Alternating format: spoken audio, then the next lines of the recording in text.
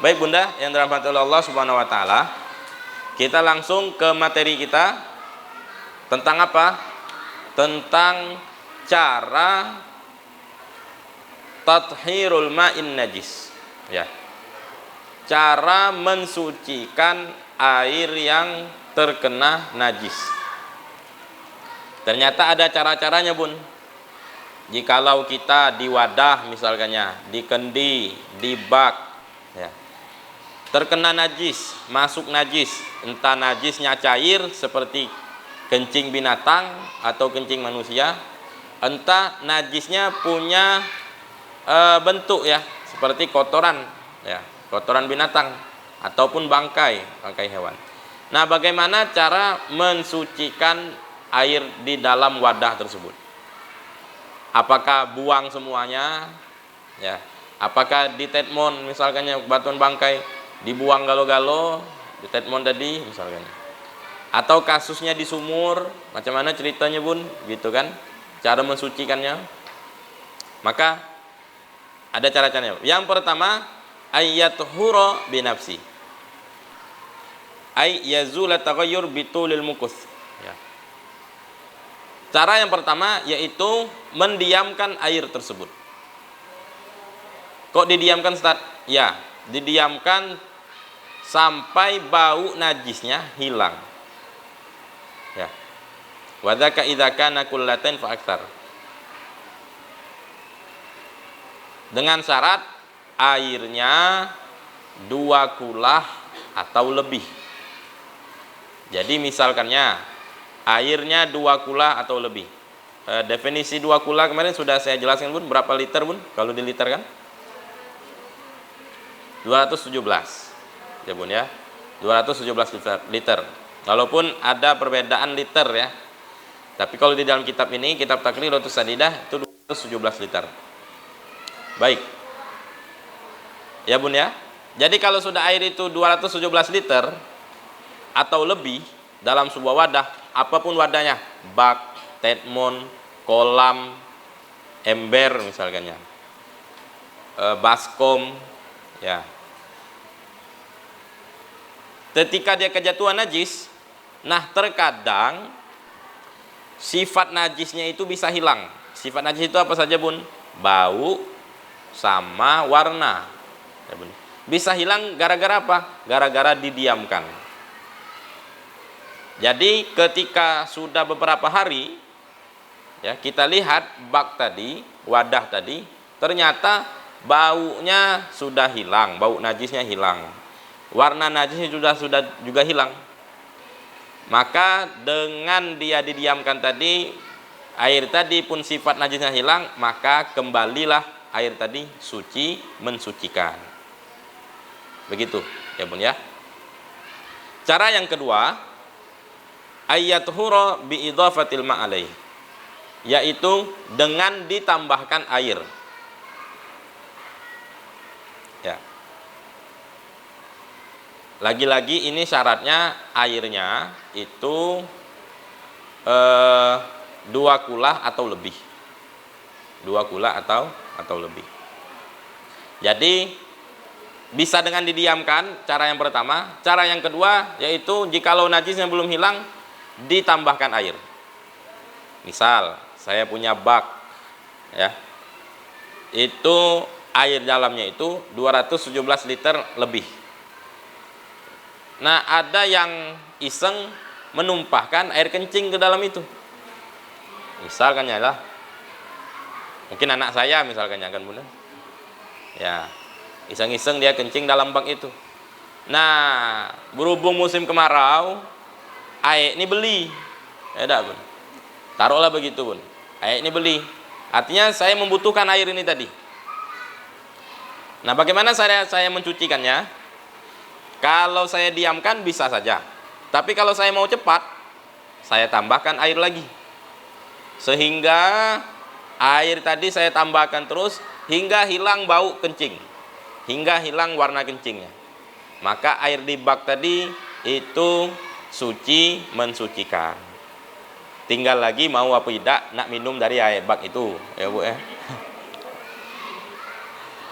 Nah, kalau bersedia, tidak apa-apa, karena sudah suci, mensucikan. Ya. Tidak tahu kalau ditengok pakai mikroskop apa, ada bakterinya. Tidak. Tapi kalau dari hukum fikihnya, air tadi sudah suci, mensucikan. Dikarenakan apa? Ditambahkan. Ya. Jadi metode pertama didiamkan hingga baunya hilang sehingga jadi suci, mensucikan. Atau metode kedua yang lebih cepat, ditambahkan air lagi sampai bau najisnya hilang. Supaya sifat najisnya hilang. Nah, yang ketiga, ayat hura binuqsanil ma bisyartin alla yanqusal baqi an kullatain. Ya. Cara yang pertama dengan dikurangkan. Ibaratnya dikuras, ya Bun ya. Jadi ini kasusnya bagaimana Bun? Kasusnya ini di sumur. Ya Bun ya. Di sumur terkadang tercium air sumur tadi, tercium kayak seperti bau bangkai atau bau najis atau bau amis. Nah, jikalau di sumur, air sumur tadi tercium bau kayak bau bangkai, bau najis, ya kan? Nah, itu bisa memungkinkan memang ada bangkai yang jatuh ke dalam sumur tadi. Ini kalau sumur gali Bun ya. Tapi kalau sumur bor itu rentan najis. Karena apa? Rentan najis. Rentan amis karena kedalaman sumur bor itu sampai puluhan meter sehingga sering tercium bau karat. Ya, bau karat itu kayak bau amis jadinya, kayak bau lumpur. Nah, itu bukan najis. Ya, Bun ya. Bisa dipastikan itu karat ataupun lumpur. Jadi jangan ragu Bunda kalau misalkannya Bunda ada sumur bor, suatu ketika kayak bau bangkai, bukan bau bangkai. Ya. Karena agak sulit juga. Ada bangkai jatuh ke dalam sumur bor itu tidak terpikirkan kayak mana kan? Di sumur bor ditutup dari atas, ya kan? Apa tikus tuh ngali tanah, dia tinggal dalam tanah itu, ya Bun. Wah, tidak ngerti juga gitu macam mana ya Bun. Kalau kita nak nengok sumur bor tadi, tidak ada pula CCTV dalam sumur bor itu. Nah, jadi insya Allah jangan ragu, itu mungkin bau karat dan bau lumpurnya. Biasa kalau sudah sumur bor. Tapi kalau sumur gali yang kedalamannya cuma 9 meter, 8 meter, awalnya bersih, tahu-tahu kayak bau amis, nah itu bisa kita lihat, ya Bun ya. Kan lubangnya besar tuh Bun. Nah, kita lihat di situ. Ini ada bangkai apa tidak? Ya, tidak. Bagusnya kalau sumur gali itu jangan ditutup permanen Bun. Ya. Supaya kita apa? Tahu-tahu kalau bau bangkai, kita bisa nengok bangkai, kita buka di situ. Ya, kita tengok, kita senter. Ternyata ada bangkai memang. Nah, bagaimana cara mensucikan air dalam sumur tadi yang kejatuhan bangkai? Sehingga bangkai tadi jatuh merubah sifat air tadi. Jadi bau bangkai, warnanya warna bangkai. Kalau tidak bau bangkai, warnanya berubah. Bisa kemungkinan bau bangkai, kejatuhan bangkai. Baik, caranya ialah dengan mendiamkan tadi bisa, tidak usah Bunda pakai dulu sampai dicium, sampai ini cium baunya hilang, baru boleh pakai. Bisa juga dengan Bunda tambahkan air, tidak. Minta dengan sumur tetangga misalkan, ya kan, ya, tumpahkan air ke dalam sumur tadi sebanyak-banyaknya sampai bau bangkainya hilang. Bisa, itu cara yang kedua. Cara yang terakhir yaitu dengan dikuras. Jadi air sumur tadi buang terus airnya, ya, sampai apa? Sampai bau bangkainya hilang. Ketika bau bangkainya sudah hilang, maka suci mensucikanlah air dalam sumur tadi. Ya Bun. Ya jelasnya buang dulu bangkainya Bun, kita ambil dulu bangkainya. Supaya tidak lama bau bangkainya Bun. Kalau bangkai diam situlah, ya lama. Ya, jadi dengan 3 cara ini, itulah mensucikan air yang terkena najis. Ya Bun ya. Pertama dengan apa Bun? Didiamkan. Yang kedua dengan ditambahkan air. Yang kedua dengan dikuras. Ini syaratnya lah semuanya kalau airnya 2 kulah dan lebih. Tapi kalau airnya di bawah 2 kula, maka otomatis, ya Bun ya, itu najis sudah. Tidak lain, tidak bukan, harus dibuang. Tidak boleh digunakan lagi. Ya, begitu Bun. Tapi kalau airnya 2 kula lebih, itu bisa dikurangkan, bisa ditambahkan, bisa didiamkan. Baik Bunda. Ada pertanyaan? Ya. Kami mandi wajib Ustadz. Ya. Tapi airnya itu bisa tidak mustakmal.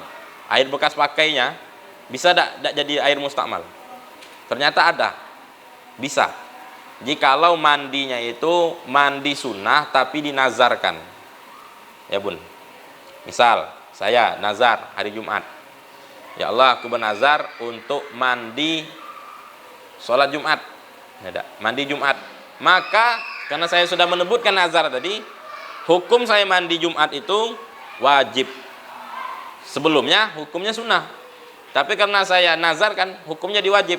Tapi air saya mandi itu, air saya bekas mandi itu tidak jadi mustakmal. Walaupun perilaku mandinya itu wajib, ya Bun ya.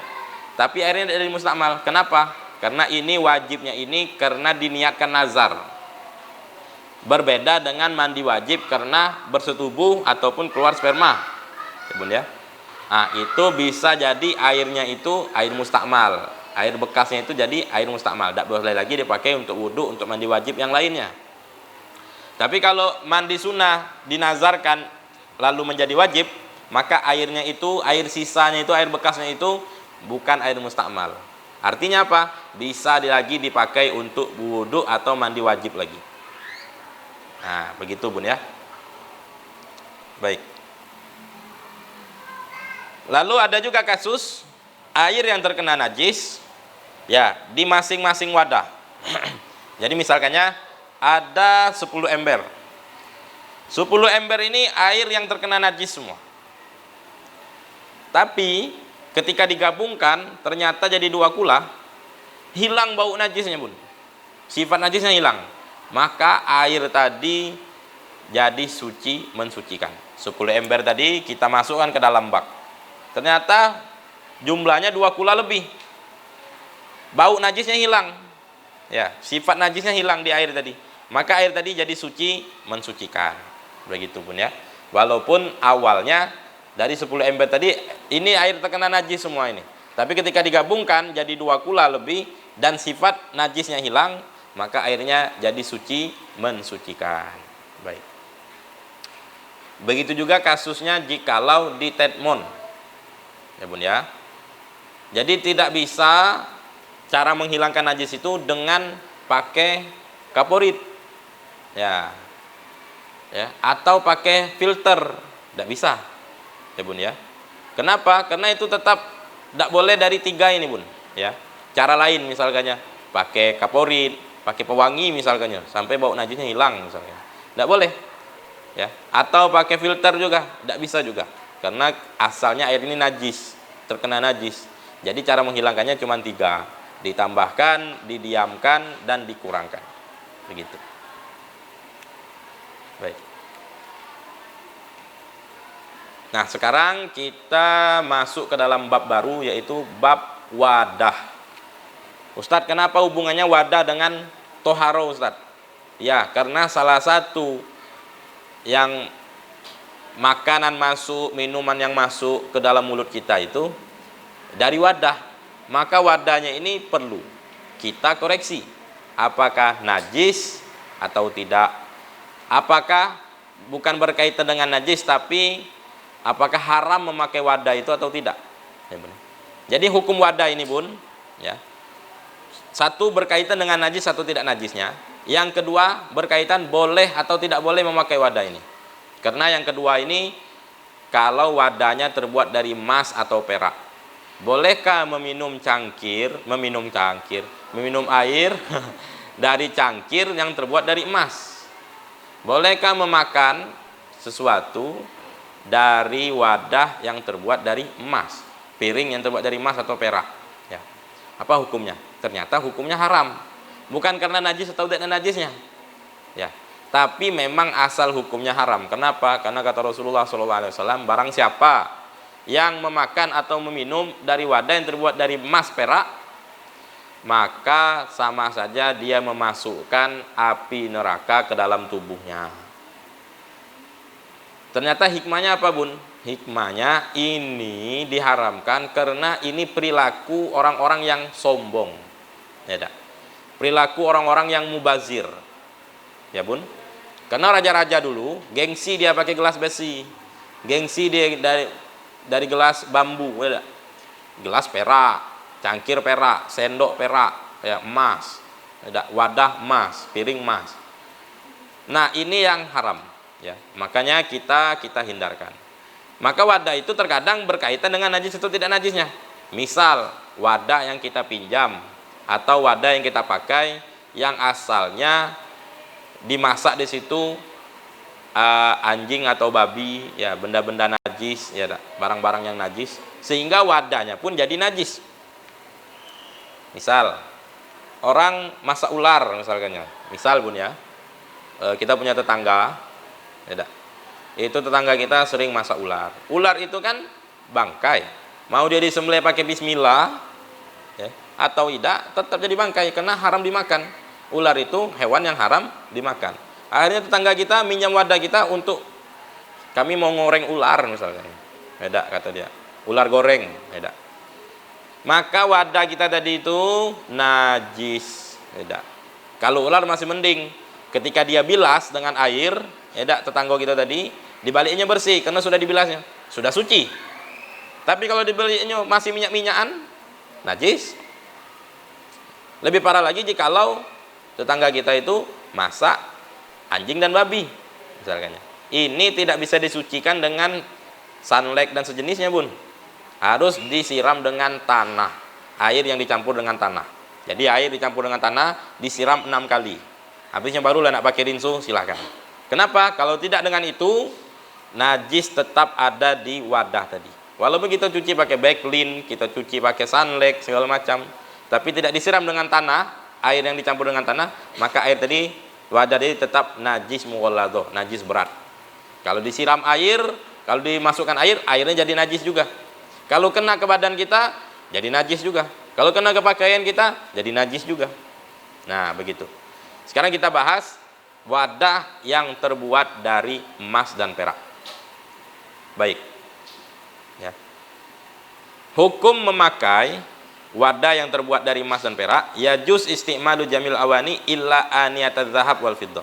Boleh memakai semua wadah, cangkir, piring, ya, peralatan untuk makan dan minum lah istilahnya bun ya.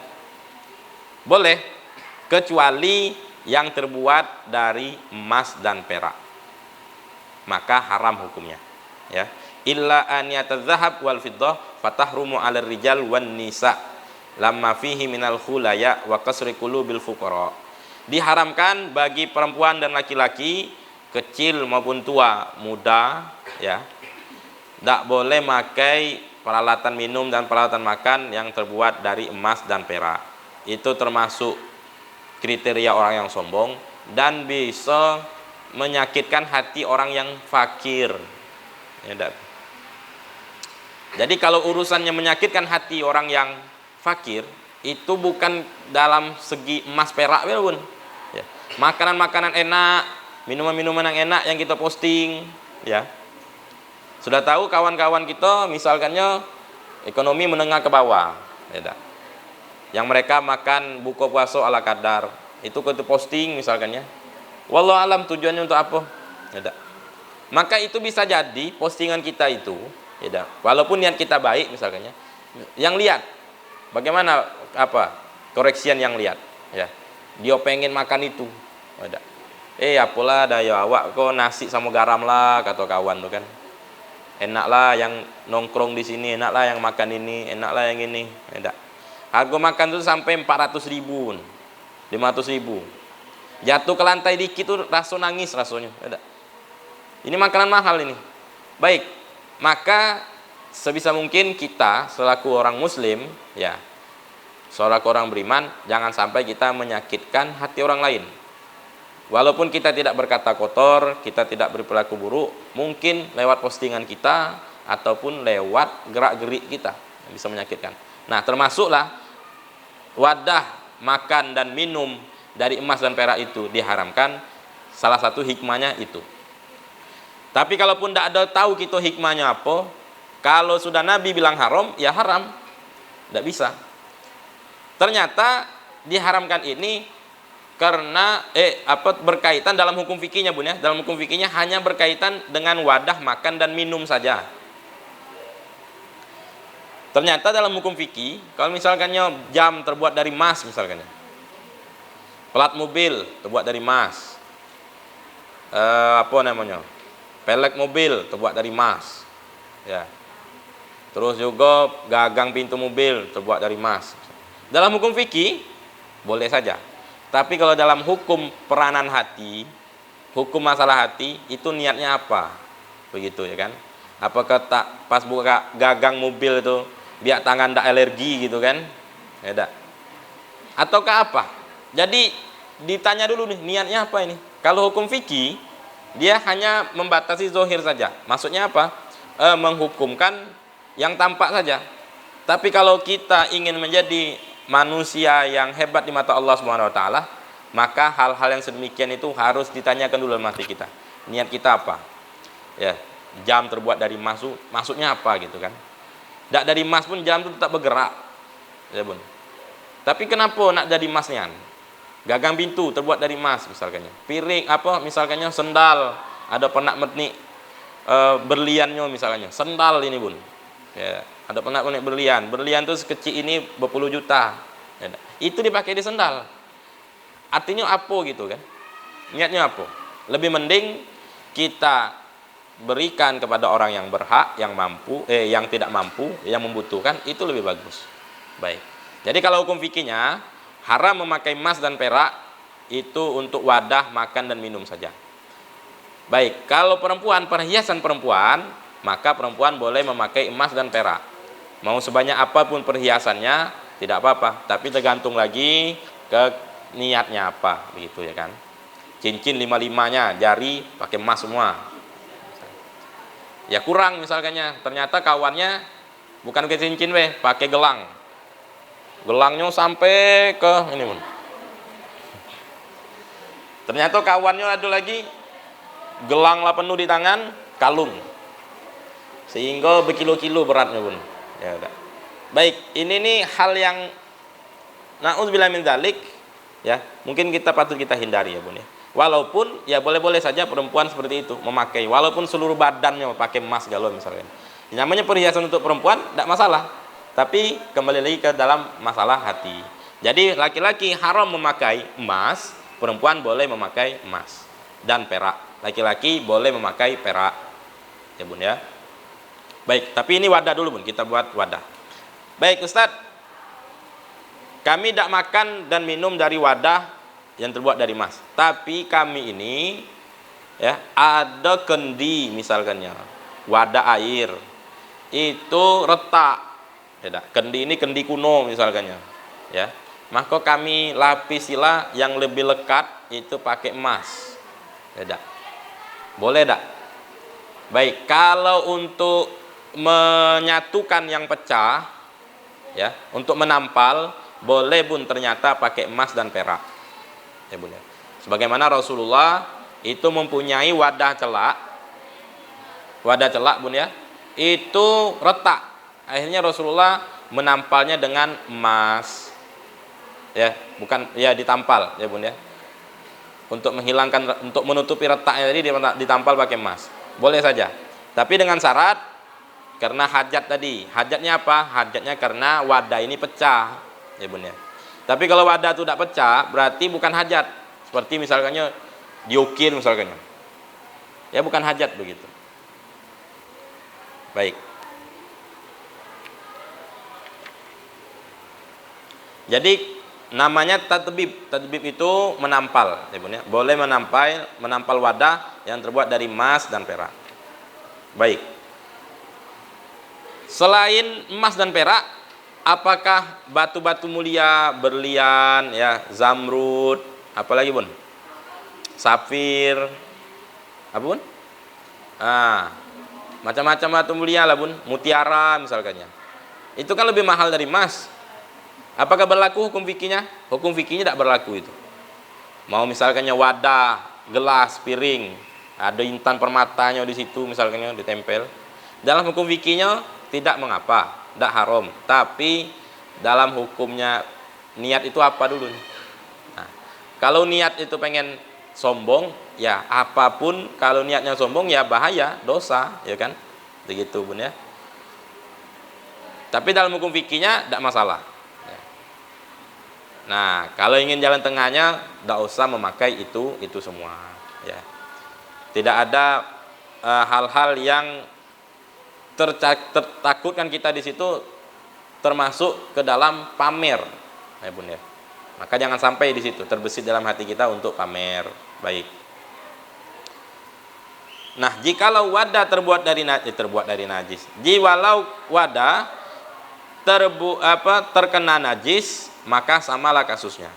Ya, sebagaimana ketika di salah satu perperangan, ya, Rasulullah Shallallahu Alaihi Wasallam mengatakan, ya, sampaikan kepada para sahabat bahwasanya daging keledai, daging kuda itu haram. Akhirnya para sahabat pun yang sampai kabarnya kepada mereka dari Rasulullah, maka mereka buang semua, ya, daging-daging yang sudah dimasak, dan mereka pun membilas wadah yang mereka masak daging keledai tadi, daging kuda tadi, ya Bun ya. Jadi karena haram dari Rasulullah Shallallahu Alaihi Wasallam, maka dibuang, ya, dagingnya dibuang, wadahnya pun dicuci. Begitu juga dari hadis Rasulullah Shallallahu dari pernyataan para sahabat ketika mereka menaklukkan kerajaan-kerajaan Romawi dan kerajaan Persia, mereka mendapati, ya, wadah-wadah minum yang terbuat dari tembaga tapi bekas homer, bekas miras. Akhirnya apa? Akhirnya salah satu caranya yaitu dicuci, dibilas, sehingga najis homer tadi lepas dari wadah tadi, maka bolehlah dipakai wadahnya. Maka praktik kita dalam kehidupan kita sehari-hari sama begitu ya Bun ya. Kalau wadah ini kena najis, kalau najisnya itu najis sedang, maka hilangkan dan dibilas. Tapi kalau najisnya itu najis berat, maka dicuci dengan air yang dimasukkan ke tanah, dicampur tanah dan disiram sebanyak 6 kali. Ya Bun ya. 4 kali boleh tak Ustaz? Tidak boleh. Pokoknya harus 6 kalau dicampur dengan tanah. Tapi kalau dipisah tanahnya berarti 7. Ya Bun ya. Siram, dipoles tanah, baru siram. Ustaz kalau mau lebih, tidak apa-apa kalau mau lebih. Ya Bun ya. Berarti ini tidak boleh kurang dari 6, tidak boleh kurang dari 7. Baik. Itu tentang wadah yang najis. Baik, mudah-mudahan perkumpulan kita pada siang hari ini diberkahi oleh Allah Subhanahu wa taala. Kita minta kepada Allah melalui perantara majelis kita ini agar Allah ampunkan dosa kita, Allah berkahi kehidupan kita, Allah luaskan rezeki kita, Allah mudahkan urusan kita, Allah sembuhkan penyakit kita, dan Allah sampaikan semua hajat-hajat kita. Allah wafatkan kita dalam keadaan husnul khatimah. Ala hadiniyah wa ala kulli niyatin shalihah jalibatan lil khairat wal bisyarat dunyawiyah wal ukhrawiyah wa ila hadratin Nabi Muhammadin sallallahu alaihi wasallam bisil asraril Fatihah.